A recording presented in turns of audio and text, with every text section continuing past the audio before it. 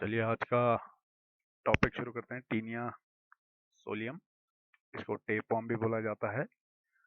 It is also known as pork worm. Pork मतलब सुअर का मीट, तो सुअर के मीट में ये पाया जाता है, इसीलिए इसको पोर्क वर्म भी बोलते हैं। रिबन शेप स्ट्रक्चर होता है, ये देखिए यहाँ पर मैंने स्ट्रक्चर बनाया हुआ है, ऐसा दिखता है एक फीते की तरह। इसको हिंदी में फीता कृमि भी बोलते हैं। इसके शरीर के 3 हिस्से होते हैं। पहला ये स्कोलेक्स रीजन होता है, ये वाला। दूसरा इसकी ये गर्दन होती है जिसको नेक बोलते हैं। और तीसरा ये पूरी बॉडी का जो हिस्सा होता है पीछे का, उसको बोलते हैं स्ट्रोबिला। और स्ट्रोबिला जो होता है छोटे छोटे अलग अलग टुकड़ों से मिलके बना होता है, हर एक टुकड़े को प्रोग्लॉटिड बोलते हैं। ये टेपवर्म जो होता है डाइजेनेटिक होता है। अगेन डाइजेनेटिक का मतलब होता है कि इसके 2 होस्ट होंगे। प्राइमरी होस्ट इसका ह्यूमन होता है, जिसके अंदर इसका रिप्रोडक्शन परफॉर्म होता है, एडल्ट लाइफ जीता है। सेकेंडरी होस्ट इसका पिग होता है, जिसके अंदर इसकी लार्वल स्टेज देखने को मिलती है। बॉडी के 3 पार्ट जैसे कि मैंने बताया, स्कोलेक्स, नेक और स्ट्रोबिला। स्कोलेक्स की अगर हम बात करें तो स्कोलेक्स ऐसा दिखता है। यहाँ पर मैंने स्ट्रक्चर बनाया है, ये देखिए, ये पोर्शन जो है ये स्कोलेक्स का है। इसको अगर आप टॉप व्यू देखें, मतलब यहाँ की तरफ से देखें, तो ये ऐसा दिखाई देगा स्कोलेक्स। इसका जो सबसे ऊपर वाला पार्ट होता है ये रोस्टेलम कहलाता है, इसको रोस्टेलम बोलते हैं। रोस्टेलम की खास बात ये होती है कि यहाँ पर हुक्स प्रेजेंट होते हैं। काइटिन नाम के प्रोटीन के बने हुए हुक्स होते हैं, जिन हुक्स से ये अपने आप को फंसाता है इंसानों की आंतों में, इंटेस्टाइन में। हुक्स प्रेजेंट होते हैं। कितने हुक्स प्रेजेंट होते हैं? 22 से लेकर 32 हुक्स प्रेजेंट होते हैं, और 2 रिंग्स में प्रेजेंट होते हैं। पहली हुक्स की रिंग ये होगी, दूसरी हुक की रिंग ये होगी। एक रिंग में छोटे हुक होंगे और एक रिंग में थोड़े बड़े हुक होते हैं, इस तरीके का। तो टॉप व्यू आप यहाँ देखिए, ये इसी तरीके का दिख रहा है इधर इस फिगर में। इसके साथ साथ यहाँ पर ये सकर्स प्रेजेंट होते हैं। पहला सकर, दूसरा, तीसरा और चौथा, ये suckers highly sectoral organs present होते हैं, जिनकी वजह से ये इंटेस्टाइन में अपने आप को जिंदा रखता है। Suckers and hooks are present. वैसे भी सकर्स और हुक्स जो होते हैं वो पैरासिटिक एडाप्टेशन है, जैसा कि मैं पिछले लेक्चर्स में बता चुका हूँ। अब बात करते हैं इसके दूसरे हिस्से की, नेक की। नेक जो होता है उसको एरिया ऑफ सेगमेंटेशन भी बोलते हैं। नेक वो हिस्सा होता है जहां पर ये जो प्रोग्लॉटिड्स होते हैं नए नए बनते रहते हैं। जैसे ही यहाँ पर नया प्रोग्लॉटिड बनेगा, सेल डिवीजन के थ्रू वो पीछे को खिसक जाएंगे बाकी, और पीछे को खिसकते रहते हैं, पीछे को खिसकते रहते हैं। लास्ट में जो होता है, ये इतना मैच्योर हो चुका होता है कि ये इसके शरीर से टूट के बाहर गिर जाता है, टूट के झड़ते रहते हैं प्रोग्लॉटिड। तो जुड़ते कहाँ पर हैं? नेक वाले हिस्से में। बाकी नेक के अलावा जो बॉडी का रेस्ट ऑफ द बॉडी का हिस्सा होता है, उसको हम स्ट्रोबिला बोलते हैं। स्ट्रोबिला में टोटल नंबर ऑफ सेगमेंट्स या प्रोग्लॉटिड्स 800 भी हो सकते हैं और 1000 भी हो सकते हैं।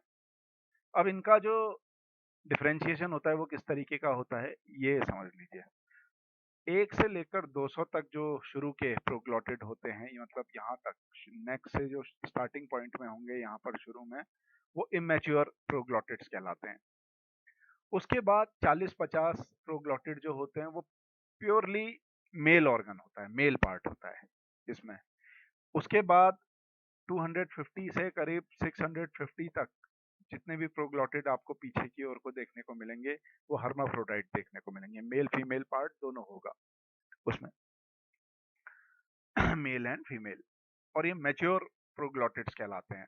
नेक वाले जो हिस्सा होता है उसके ठीक बाद जो प्रोग्लॉटिड होते हैं वो इमेच्योर होते हैं, और पीछे के हिस्से जो सेक्सुअल रिप्रोडक्शन में पार्टिसिपेट करते हैं वो मैच्योर प्रोग्लॉटिड्स कहलाते हैं।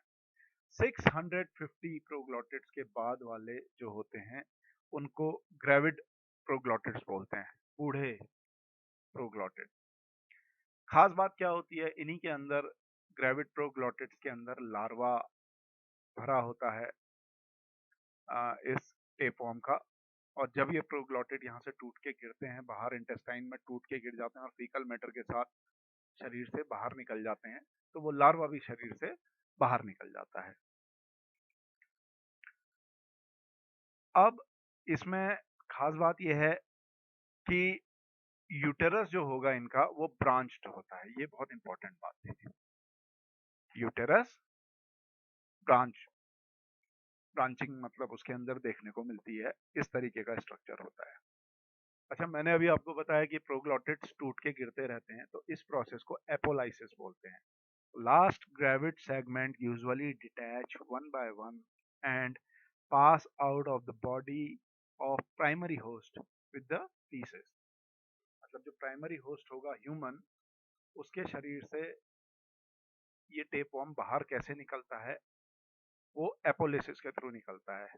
ह्यूमन की जो इंटेस्टाइन होगी, इंटेस्ट आते उनके अंदर ये जो टेपवर्म होगा वो अपना सबसे आखिरी वाला प्रोग्लोटिड अपने शरीर से अलग करके छोड़ देगा, और वो प्रोग्लोटिड जो होगा वो ह्यूमन फीकल मैटर के साथ इंटेस्टाइन का पेरिस्टल्सिस जो मूवमेंट होता है उसके साथ धीरे धीरे होते हुए एनस के थ्रू बाहर, शरीर के बाहर निकल जाएगा।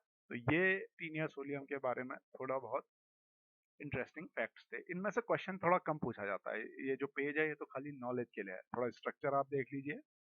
हो सकता है क्वेश्चन यहाँ से पूछा जाए आपसे कि टोटल नंबर ऑफ सेगमेंट्स कितने होते हैं, वाले सेक्शन से इससे पूछा जा सकता है। बाकी इसमें ऐसा कुछ है नहीं खास जहाँ से आपसे पूछा जाए। सबसे इंपॉर्टेंट होती है टीनिया सोलियम की लाइफ साइकिल, जो अब मैं आपको बताऊंगा। सारे क्वेश्चन यहीं से पूछे जाएंगे। तो देखिए, सबसे पहले ह्यूमन के अंदर, प्राइमरी होस्ट के अंदर ये टेपवर्म है, वहां उसने सेक्सुअल रिप्रोडक्शन परफॉर्म किया, फर्टिलाइजेशन हुआ। फर्टिलाइजेशन के बाद जो पहला स्ट्रक्चर बनता है वो जाइगोट बनता है। तो शुरुआत हम यहाँ से मान के चलते हैं। तो जाइगोट बना। जाइगोट क्या होता है? जाइगोट ऊ टाइप, OOTYPE टाइप नाम का एक ओविडक्ट का हिस्सा होता है, उससे पास होते हुए आगे को बढ़ता है। जैसे जैसे जाइगोट ऊ टाइप से बाहर आगे को बढ़ता है तो ऊ टाइप अपने सीक्रेशन से उसमें शेल बना देता है। मतलब ये अगर हमारे पास जाइगोट है मान लीजिए, तो ये जब भी ऊ टाइप के बाहर निकलेगा तो ऊ टाइप क्या करेगा, इसके बाहर एक शेल की परत चढ़ा देगा, इसको ठोस बना देगा। तो ऊ टाइप बहुत इंपॉर्टेंट हिस्सा होता है। और तब जब ये इसमें पूरा का पूरा शेल चढ़ जाता है, तब इसको कैप्सुलेटेड जाइगोट बोला जाता है। Capsulated zygote. अब ये कैप्सुलेटेड जो जाइगोट होता है, ये यूट्रस से जब पास हो रहा होता है तो यूट्रस में ही एक ग्लैंड होते हैं जिनको मेलिस ग्लैंड बोलते हैं। ये इसको यूट्रस से पास होने में मदद करते हैं, क्योंकि मेलिस ग्लैंड अपने जो सीक्रेशन होते हैं उससे लुब्रिकेशन इसको प्रोवाइड कराते हैं। तो मेलिस ग्लैंड का काम क्या है? लुब्रिकेशन। तो यूट्रस से ये पास होता है आगे को। यूट्रस किसका? यूट्रस, वही टेपवर्म का यूट्रस। उसके बाद इस जाइगोट में क्लीवेज स्टार्ट होती है। क्लीवेज मतलब सेल डिवीजन स्टार्ट होता है, फिर मॉड्यूला बनता है, ब्लास्टुला बनता है, और आगे चल के एम्ब्रियो बनता है। एम्ब्रियो के बाद इसमें लार्वल स्टेज डेवलप होनी चालू हो जाती हैं। लेकिन जब ये मॉड्यूला वाली स्टेज में होता है, सबसे इंपॉर्टेंट बात थी, जब ये मॉड्यूला वाली स्टेज में होता है तब इसके अंदर दो बातें होती हैं। मतलब एक बहुत इंपॉर्टेंट बात जो होती है वो ये होती है कि इसके अंदर 6 कांटे बन जाते हैं पोस्टीरियर साइड में। अगर ये मॉड्यूला है, इसके पीछे कांटे बन जाएंगे। जैसे ही ये कांटे हुक लाइक स्ट्रक्चर जब आपको देखने को मिलता है, तब इसको हेक्साकैंथ लार्वल स्टेज बोला जाता है, जो इसकी पहली लार्वल स्टेज है, हेक्साकैंथ लार्वा।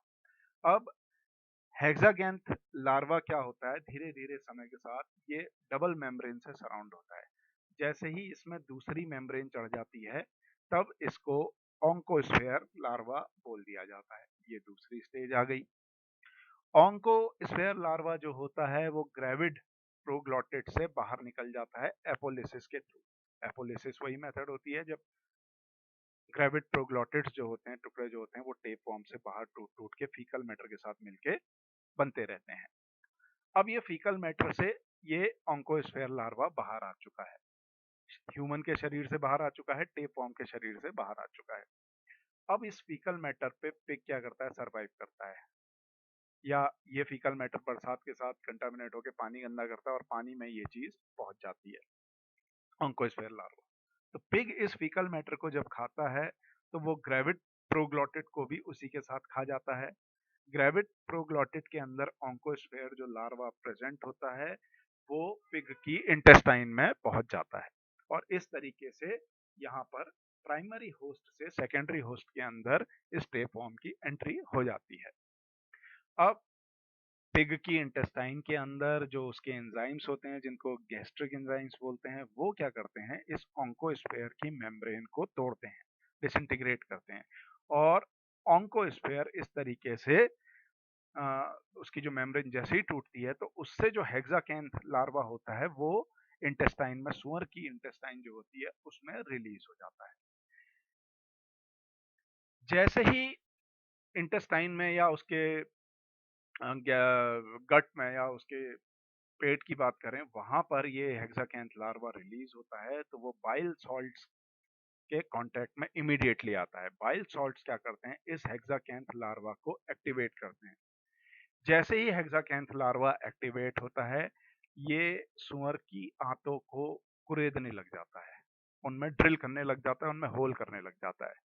होल करके धीरे धीरे ये इंटेस्टाइन से होता हुआ सुअर के सर्कुलेटरी सिस्टम तक पहुंच जाता है और सर्कुलेटरी सिस्टम से होता हुआ ये हेक्साकैंथ लार्वा सुअर की मसल्स तक पहुंच जाता है।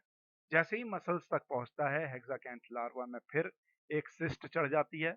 हेक्साकैंथ लार्वा में जैसे ही सिस्ट चढ़ती है मसल्स के अंदर, वहां पर इसको सिस्टी सर्कस लार्वा बोल दिया जाता है। ये तीसरे तरीके का लार्वल स्टेज है। तो पहली क्या थी, हेक्साकैंथ लार्वा, दूसरी ऑन्कोस्फेयर थी और तीसरी cysticercus larva. Cysticercus larva muscles में होता है। जो सुअर का, जो लोग मांस खाते हैं, मीट खाते हैं, तो उस मीट में अगर इस तरीके से डॉट डॉट चकत्ते जैसे दिखाई दें, छेद, तो इस तरीके का जो सुअर का मीट होता है वो मीजली पोर्क कहलाता है। छोटे छोटे इस तरीके के, ये पहचान होती है कि वो सुअर के मीट में सिस्टी सर्कस लार्वा प्रेजेंट है और इस तरीके का मीट मीजली पोर्क, ये मीजली पोर्क मैंने यहाँ पर लिखा है, मीजली पोर्क कहा जाता है। अब बहुत से लोग सुअर का मीट खाते हैं। मैं कुछ ऐसी कम्युनिटीज को जानता हूँ, कुछ ऐसे लोगों को जानता हूँ जहाँ मैंने देखा है उनको वो सुअर का मीट कच्चा भी खा जाता है। जोश में खाते हैं या नशे में खाते हैं, आई डोंट नो, पर कच्चा खा जाते हैं। अगर सुअर का मीट इस तरीके का है, मीजली पोर्क है, और उसको आपने 300 डिग्री के टेम्परेचर तक पका रखा है, तब तो वो सेफ है कंज्यूम करने लायक, क्योंकि प्रेशर कुकर के अंदर इतना टेम्परेचर पहुंच जाता है स्टीम का। लेकिन अगर अच्छा खासा टेम्परेचर नहीं मिला है और लोग कच्चा उसको खा लेते हैं, तो ये टेपवॉर्म उस मीट के थ्रू वापस फिर ह्यूमन में एंट्री कर जाता है, यानी कि प्राइमरी होस्ट में आ जाता है। तो हम ऐसे ही इंसान की बात करते हैं जिसने इस मीजली पोर्क को खा लिया। जैसे ही वो खाएगा तो ये टेपवॉर्म वापस ह्यूमन के शरीर के अंदर आ जाएगा, उसकी इंटेस्टाइन में आ जाएगा। वहां पर ये लार्वल स्टेज का मेटामॉर्फोसिस होगा और ये उस लार्वा से आगे चल के एडल्ट बनेगा, अगेन सेक्सुअल रिप्रोडक्शन परफॉर्म करेगा, फिर जाइगोट बनाएगा और ये साइकिल कंटिन्यूस चलती रहेगी। तो ये बहुत इंपॉर्टेंट टॉपिक था, ये लाइफ साइकिल जो थी सुअर की, सॉरी ये टेपवॉर्म की, खासकर स्पेशली पिग के अंदर। मैंने ज़्यादातर सवाल पूछे हैं कि इंटेस्टाइन की जो बोरिंग होती है ये कौन सा लार्वा करता है, तो वो हेक्साकैंथ लार्वा करता है।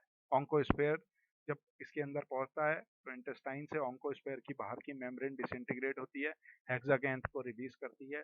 हेक्साकैंथ जो होता है ये हेक्साकैंथ लार्वा इंटेस्टाइन को ड्रिल करके सर्कुलेटरी सिस्टम तक पहुंचता है और जब ये मसल्स में पहुंचता है तो वहां ये सिस्टी सर्कस लार्वा कहलाता है।